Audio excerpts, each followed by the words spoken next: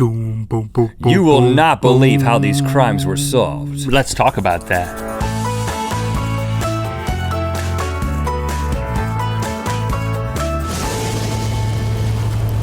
Good Mythical Morning! First off, we want to remind you that you can still vote for us for Show of the Year at the Streamies. All you gotta do is tweet, I am voting for hashtag Good Mythical Morning for Show of the Year at the hashtag Streamies. That's all you gotta do. You can do it up to 100 times a day. Yes! Or click the link in the description to get there. Thank you. Thank you. Thank you. Thank you. Okay, if you need to lure a group of 50-year-old and older people anywhere, all you got to do is just turn on one of those CSI shows. Like you can set up one of those CSI shows on, like on the corner of a city, and within 15 minutes you'll have 150 and older people just like, and me. Oh gosh, here it is again. CSI filling the city. I would also be there. The great thing about those shows is that they have come up with incredible, because there's so many of them and so many people watch them, they've come up with incredible ways for crimes to happen and then incredible ways for crimes to be solved. Very creative. But you know what? In real life, sometimes crimes can get solved in really interesting ways, and we're gonna be talking about some of those real life cases today. Stranger than fiction, better than television, y'all. Let's start with, in 1979, Susan. Go with it, Susan Schwartz was killed in her home near Seattle, Washington, and 30 years passed, cold case. Nobody knows who did it. They found her 30 years later? 30 years later, it's still a cold case. Cool. Got it? Got it. Not cool, actually. And then in 2008, two detectives from the local police force decide, they come up with an incredible idea. They're like, we're going to give prisoners at the local prisons, we're gonna give them playing cards, but instead of like funny designs on the back of them, we're gonna put actual victims or missing persons onto the playing cards. So it's like, it's like the milk carton effect, but playing cards. Yeah. In prison, okay. And you know, prisoners, they got all kinds of time. They play cards all the time. I like to picture them playing Go Fish. Do you have exclusively any single white females? Go Fish. Oh, I do, and I recognize her. Well, it turns out that a guy. Is that what happened? Yeah, that is exactly what happened. That's pretty great. There was a dude playing Go Fish, or just playing with the cards, and he sees Susan's picture on this thing, and he's like, you know what? A guy named Greg Johnson, who is actually a prisoner here, told me that he killed her. And they end up investigating Greg, and they end up talking to his girlfriend, his ex-girlfriend, who she says, I actually saw him do it. I was afraid that he would come after me if I said anything about it, but now that you're asking me, I'm gonna come clean. Because the prisoners don't have anything to lose. Went to prison. That's the brilliant thing, is that when the guys once you're in there and you're just playing Go Fish. I'm gonna rat on somebody for the cards. Just for the heck of it. 1996, Decatur, Illinois, the body of one Karen Slover was found at the bottom of Lake Shelbyville in multiple plastic bags. Okay. Evidence was scarce. All suspects, including her ex-husband, had solid alibis. The case, much like the bottom of Lake Shelbyville, went cold.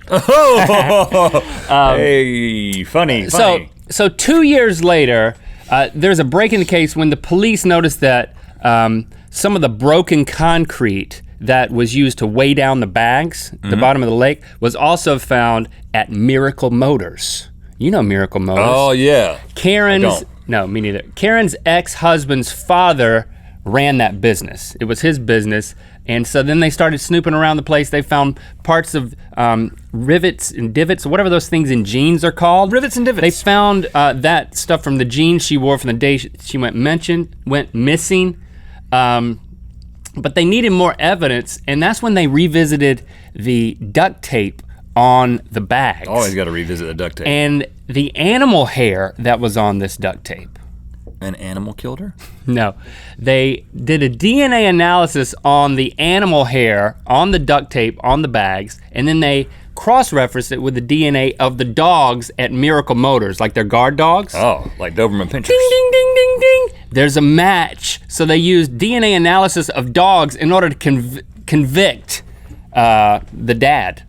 That was very of the complex. ex-husband. Yeah, it's like, get the dogs away from the duct tape. What you letting the dogs come near the duct tape? They love the duct tape. Well, you shouldn't have trained them to get all loving up on the duct tape. Attracted I to need the this duct tape for something. I don't need any dog hairs on it. It should have got rid of the dogs. That's exactly how it went down, I'm sure. Get way the you just dogs away. described Get away from the duct tape.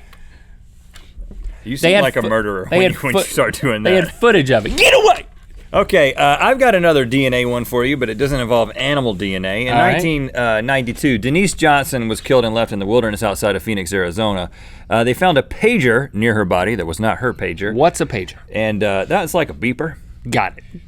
And witnesses reported seeing a truck near the scene of the crime. So anyway, they find out that the pager belongs to Mark Bogan. And I like to picture him saying his name like that. I'm sorry, Bogan. And he said, I actually have 4 pagers. He's like, that's not my, that is my pager, but she's a hitchhiker and she stole it from me.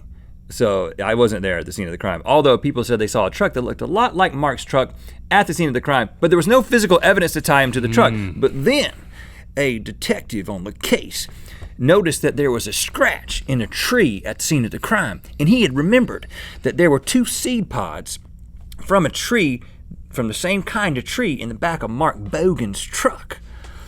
So he immediately paged Mark. Yeah, he rang up Mark on the pager, says, we got you. Actually, call me back. They went to a local biologist and he did DNA analysis on the tree and matched the seed pod to the exact tree. And so that placed him at the scene of the crime. He was, through a investigation that continued on, he was basically convicted and given life in prison. And I can only imagine that Mark Bogan is the only man in prison right now who the first thing he's gonna do when he gets out is gonna chop that tree down. Yeah, all his revenge is sketching a dead tree on like the walls of his cell. What are you in for? A tree. That daggum tree. He's like looking over at the internet and like watching this show right now. Now he's sketching us on the walls of We'll cut it down for you, Mark. Let us know where it is. Send us an email. 1988, Alturas, Florida. Peggy Carr finds a note on her doorstep. It says, you and all your so-called family have 2 weeks to move out of Florida forever or else you die. This is no joke. Now, having no enemies, she did not relocate. 2 weeks later, she comes down with some mysterious illness, goes into a coma, and dies. Her 2 kids, her 2 sons, also come down with the illness, but they survive. Authorities find on the Coke cans in her garbage some small amounts of thallium, which is illegal rat poison. Okay? Illegal or illegal? Illegal. Oh. Illegal. Oh, not illegal. It's illegal rat illegal poison. Rat thallium. No suspects. Chatter around the neighborhood gets authorities to start considering 42-year-old neighbor, creepy dude named George Triple. George Triple's a creepy guy. He was not only a member of Mensa, he was also a chemist. Oh, creepy chemist Mensa guy. He was not only a high IQ Mensa guy and a chemist, but he was also a guy who he hosted murder mystery dinner parties. Oh, that's a sign. Like playing Clue, but like role playing, I guess. Right. On the regular, he did this.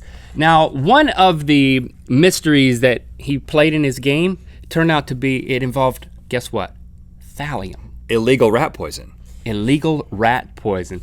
They still needed more proof, so a cop goes undercover and starts going to these murder mystery dinner parties. Oh, this is the best job ever. Yeah, so he's just like, I'm here, man. I'm just really into murder mysteries. I'm really into this. Well, he gets to be good friends with George, and eventually George decides to move out of his house, and he rents the house to the undercover cop, who then just has free reign of the place, finds thallium stashed all over the place. This seems made up. And then he convicts him. It was George with the thallium on the Coke cans, plus a candlestick in the library. Conviction. Noted. Now, was he convicted of having illegal rat poison? Or was he convicted of murder? Murder. No rats were harmed in the telling of this story. All right. If this episode piqued your interest in all things CSI, be sure to check out the game Science Sleuth, developed by our friends over at DoSomething.org. Yeah, this is a really cool multiplayer text-based game where you get to solve a fun mystery with up to 3 of your friends. To get solving, you need to text GMM to 38383 or click the link in the description below. Thanks for liking, commenting, and subscribing. You know what time it is. I'm China. And I'm Alan, and we're from England, but we're currently in Florida, and it's time to spin the wheel of mythicality. Is the weather cooling down where you're at? Well, no fear! never fear, you can get a hoodie, a Rambler hoodie, a Rhett Link hoodie. There's also a Good Mythical Morning hoodie over at rhettlink.com/store. Click through to Good Mythical Morning. I got a couple of more amazing crimes that were solved in amazing ways. Click through. Congratulations to @PatrickEwen, UN a personalized GMN. Everybody knows toilet paper rolls should go over, but for @PatrickEwen. I think they should go under. I mean, the whole over-under thing really doesn't matter when it's @PatrickEwen. you're talking about. Yeah. Somehow during this visit, she's showing them a picture of John, and when the cops pick up the picture frame, a train ticket falls out of it.